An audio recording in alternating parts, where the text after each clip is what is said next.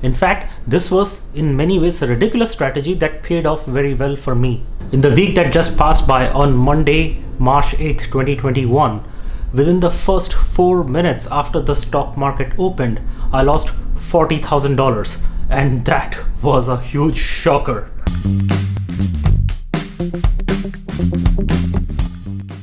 This is Chaitanya Samhara, faculty at the College of Business, University of Texas Arlington.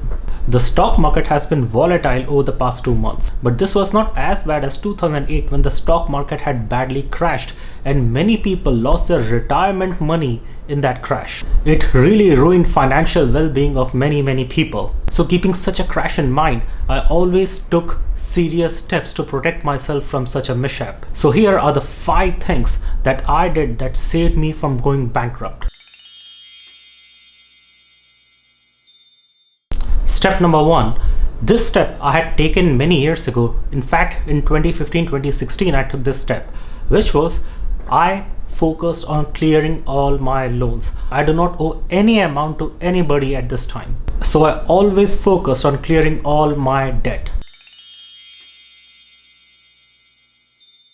Second point is that I saved before I invested. I saved 36 months of my rent. That also happens to be 2 years worth of my expenses. Mind you that I'm saying expenses, not earnings. In fact, many financial advisors recommend that you save for 3 to 6 months of your salary for emergency needs. However, I actually do not agree to that. I'm not saying that this is a bad suggestion. In fact, it is a good suggestion. It is better to save anything at all. But in today's day and age, given that it can take much longer for people to get a new job if they happen to lose their job, I think it is important to save more than just 3 to 6 months of your salary. And the issue that I have with such a strategy of 3 to 6 months is that it does not take into account the amount of salary that you're getting or whatever income that you're getting and your expenses. For example, if somebody has good salary but their expenses are also high, their story could be very different from somebody else who is earning less than them but their expenses are much lower than that. Therefore, you need to decide how you want to get by. I think it is a good idea to not to consider your salary but consider your monthly expenses and compute your savings in the context of the expenses that you are going to incur. So my recommendation is that you either save 2 years worth of living expenses or 36 months of your salary, whichever is lower. Ideally, you should go for the higher limit, but whichever is lower, try and go towards that. And why do I suggest that? The point is that even if all my stocks become zero, even if I lose all my income, okay, I will still be able to survive for a stretched amount of time rather than being on the streets 3 months later. So that much savings gives me the cushion against a stock market crash. And I never compromise on my emergency savings. I never invest that money.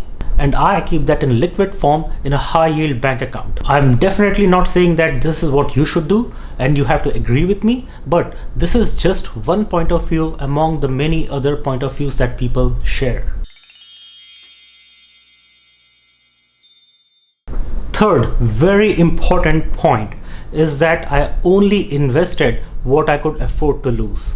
I only invested the amount that I believed that I did not need it anytime soon. If I cannot afford to lose it, I will not put it in the market, because I always carried that aggressive attitude where I was willing to lose every single penny that I put into stocks. So only when I had that courage that I was willing to lose it all did I invest. So after clearing all my loans, after having enough savings is when I started investing. So the amount that I invest is what I can afford to invest after having paid all my monthly bills and all my living expenses. And this strategy of investing what I do not need has immensely helped me save myself in times of crashes and these market dips. Point number 4 is that I never rely on stock market gains for a living. I have regular paychecks that are more than sufficient for my and my family's needs. Therefore, the mistake that you must always avoid is your dependence on stock market gains for any important need. And the last point, point number 5, is that I never relied on the market trends. I never followed the crowd. I had my own investment strategy that I revise every month, and then I stick to my strategy come what may. Unlike many people, I do not invest emotionally. To elaborate more, I started investing heavily in last year February and March when the market was at its very down, and since then the market went up so high that it increased my gains by many times over. Therefore, whenever the market comes down, I use it as an opportunity to buy my favorite shares at a lower price. So in a true sense, I did not really lose money. I only lost on the gains that I had accrued. For example, let's say you put $100 in your stocks, and then the worth of those $100 becomes $300, okay, at its peak. And then it comes down crashing to 200. What would you say? Did you lose or did you gain? The point is that you lost on those $100 of gains when your 300 became 200, but you should always look at it from the perspective of how much you put in. So in that context, if it is 200, your money is still doubled. You have not really lost, just that your gains have come down, but you're still okay. So the strategy I really followed, and I do not recommend this. In fact, this was in many ways a ridiculous strategy that paid off very well for me. Again, I repeat, I do not recommend that you do this. I'm only sharing what I did. So I made heavy investments in the market when it was really down, and I bought selected stocks at large quantities. In the beginning, I was heavily concentrated in about just 5 or 6 companies. So when these companies' stocks went 100 to 300%, which means they went to 2 to 4 times higher, I decided to sell at least half of the shares. And I used that money to diversify my portfolio. To give you a real example that I followed was that I bought 10 shares of Amazon at $1,800 in that market crash. So I had to pay $18,000 for 10 shares of Amazon. And around last year sometime, I forget, sometime in December I guess, Amazon share was trading at $3,600 around. So my $18,000 had become $36,000 for those 10 shares that I had. And what I did next is that I sold half of my Amazon shares. And what happened? The amount of money that I had invested in Amazon, which was 18K, was still invested. So my investment was worth 18K in the beginning. I still had $18,000 worth of Amazon shares, but the rest 18 that I gained by selling 5 shares of Amazon, I invested in other companies, and these were the companies that I believed had high potential for growth.